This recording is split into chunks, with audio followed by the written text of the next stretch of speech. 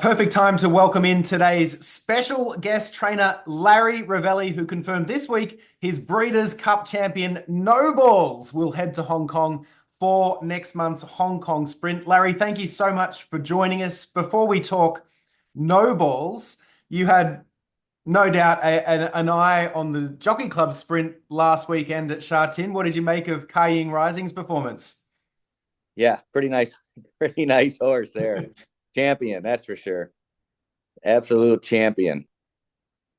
I No. mean, it's going to be tough to beat that horse, I believe, especially on his home course. But I'm not going to duck just one horse because I did kind of did that in the Breeders' Cup this year. I didn't think we could beat Cogburn, and he never showed up. So anything's possible in a race, and with an opportunity to run at this venue for this kind of money, we're honored to be invited and going to take a swing at it. Hindsight's always a wonderful thing. Do you think that you could potentially have beaten Cogburn then if you'd come to Del Mar? That day, yes, Yeah, for sure. right. But he obviously wasn't right. Something he wasn't the same horse that day for sure. Yeah. And you'll be taking on the winner of the this year's Breeders' Cup Turf Sprint as well. Start. What did you think of Starlast's performance? I thought we would have. I thought maybe we would have won the race if we would have ran in it. Nice. Well, that's Nice good. horse as well. I mean, anytime you're in these kind of races and you win, you deserve a chance at bigger and better things. So uh, I'm sure every horse there is well meant in those type of races. So we've kind of checked a lot of boxes with this horse. He runs on any surface, he runs on any venue, and he's been doing really good. If he wasn't doing as good as he was doing, I wouldn't think about traveling this far to run. But he is in the best shape that he's probably ever been. So this warrants Fantastic. a shot for us.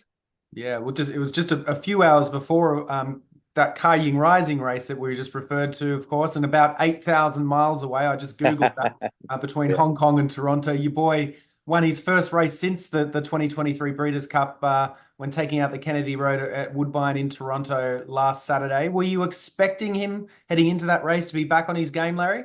Yes, I did. Obviously, I thought it would be a good spot for him. The horse that we beat, when I looked at the PPs, I was like, oh, maybe we jumped out of the frying pan into the fire. I mean, horses won like 8 in a row or 8 out of 10. That Patches O'Houlihan was the horse's name. He's like the Canadian champion over there. He's won Yeah. all the sprints. So I just wanted to get him on a surface where I know he liked this, the synthetic track. The two tracks at Kentucky Downs, I'm sure you're familiar, and Keeneland. Those are two different turf courses, and I've raced a zillion times there. And back when I ran Nicole's Dream, I don't know, 20 something years ago, last time she ran there Mm. was the first and only time that I've been to Hong Kong. Um, she won on every surface except for Keeneland. Every time she ran to Keeneland, she ran fifth, third, fifth, and she would never lose anywhere else. So those tracks, either you like them or you don't. And I kind of put a line through those last two races of his on the turf, and I wanted to get him back to the poly track, which I knew he liked, and it would be always pretty consistent everywhere they those type of surfaces. So yeah, I was confident. That's great. And you mentioned Nicole's dream there. So you have had experience going to Hong Kong before. You took her to the sprint back in 2005. What did you learn from that experience that might help you with no balls? Nothing. I learned nothing. We went down there, we got our ass beat, and then we came home with our tails between our legs. And promise, and I probably said I'm never going to do this again because they were better horses than her at the time. But I think I got a little bit different product this time, so hopefully the result will be a little bit better.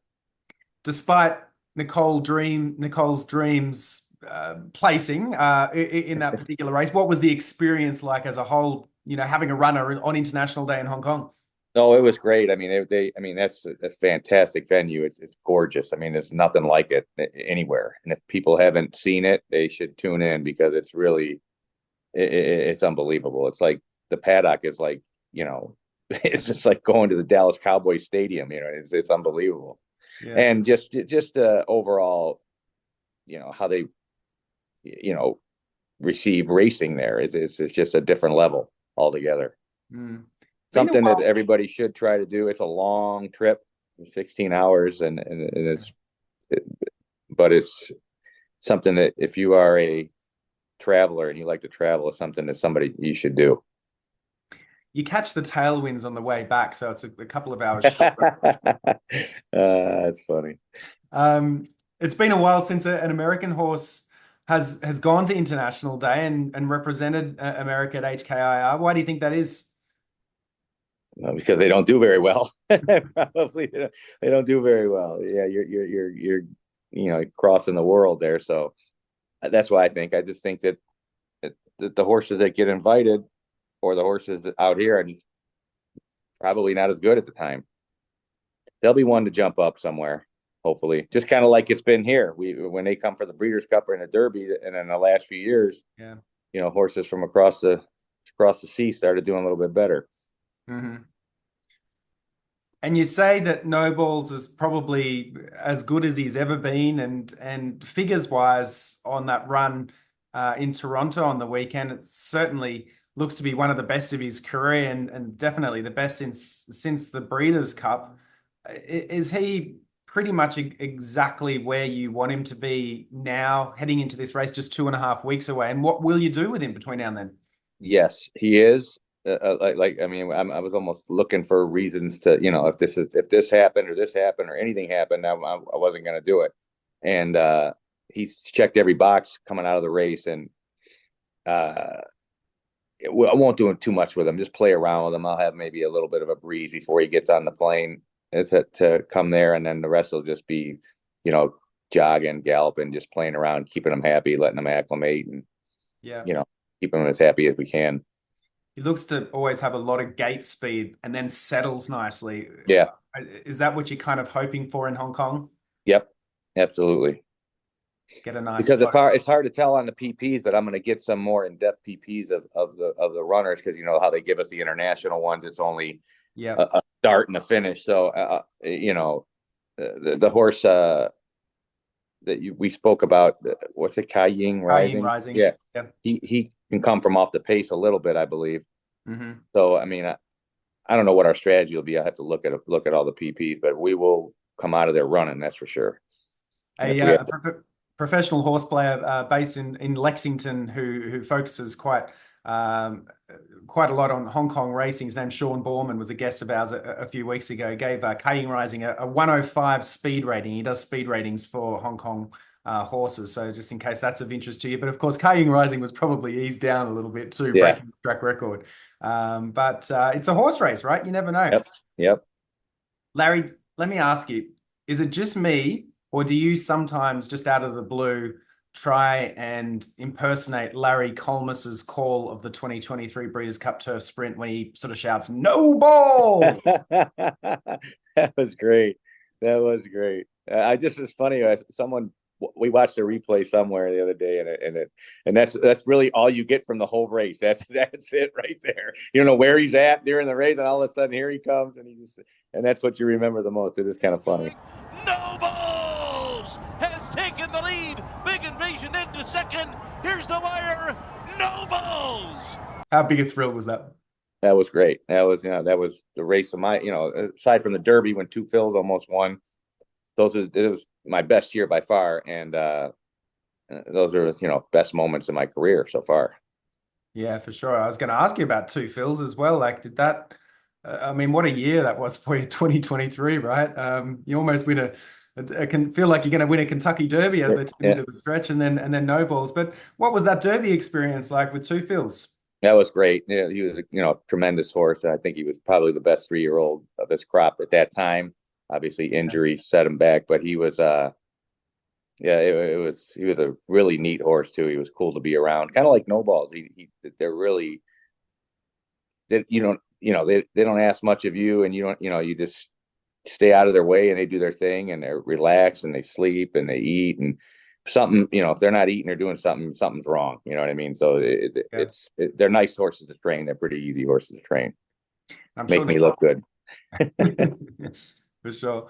Any 2-year-olds in the barn at I the got a moment? I got a bunch of them that are kind of on the shelf. I have a 2-year-old by Vacoma that won by the length of the stretch named Murdoch, that he's back on the shelf. I was hoping to have him back little sooner, but he's a runner. A horse I got in Fairgrounds on Saturday, Stars Image by Caravaggio. He's a runner. I got a couple of them that haven't been let loose yet. I got a pretty solid bunch of 2-year-olds that still haven't run. And I think we've won 11 or 12 2-year-old races out of about 24, 25 so far this year. So we've been on good terms there. Well, hopefully you can pick up a few points on the road to the Kentucky Derby, and we'll see you in Louisville That's the plan. in May next year once again. But before that, of course, we've got No Balls heading to Hong Kong. Jockey-wise, I know that you have a freshly minted passport for E.T. Baird. He had to pick up a passport to get to Canada in Chicago on Thursday. But I've also seen mentioned in the press potentially Ryan Moore or even Umberto Rispoli. When are you going to decide on a jockey?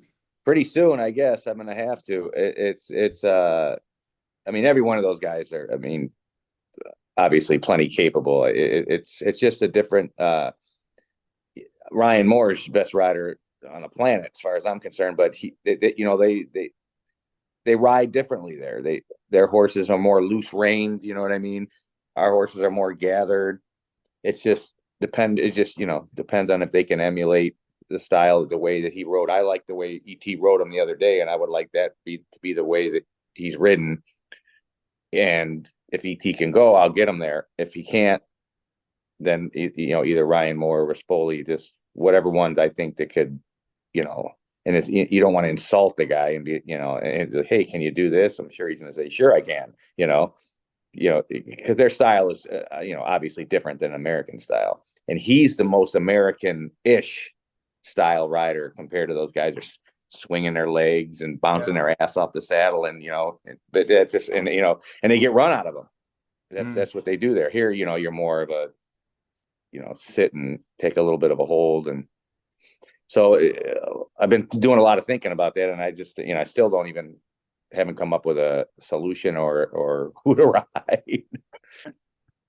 Well, don't leave it too late. I'll flip a coin, and whatever one out of the three that's there and it lands on, it would be okay with me, no doubt. Nice. First would be ET if he can make it, if he can get there. And then after that, either of the two for sure. Yeah, you've got 3 awesome choices there for sure. And I hear that this time you're not going to be making that 16-hour flight. Is that right? No, I'm not. I'm a terrible traveler, to be honest with you. And neither is the owner. We're both pretty similar. Vince Foglia and I are long lost brothers. Let me tell you, when it comes to stuff like this, he can't sit still that long. And then we get, and a sickness type of thing, and just being on it for that long, it was torture for me the first time I went. And we're going to have an entourage, that's for sure. It just won't be me. Well, you not being there this time might be the lucky charm. Yeah, no, I believe it's possible, right? For sure. Yeah. Well, Larry, all the very best. We're really excited. Obviously, the whole of America will be behind you, and having no balls at the International Day at Hong Kong is just really exciting from a Hong Kong racing in North America perspective. So good on you for sending him there, and we hope he gets into the winner's circle for you. Performs well. You got it, bud. I appreciate it. Thank you.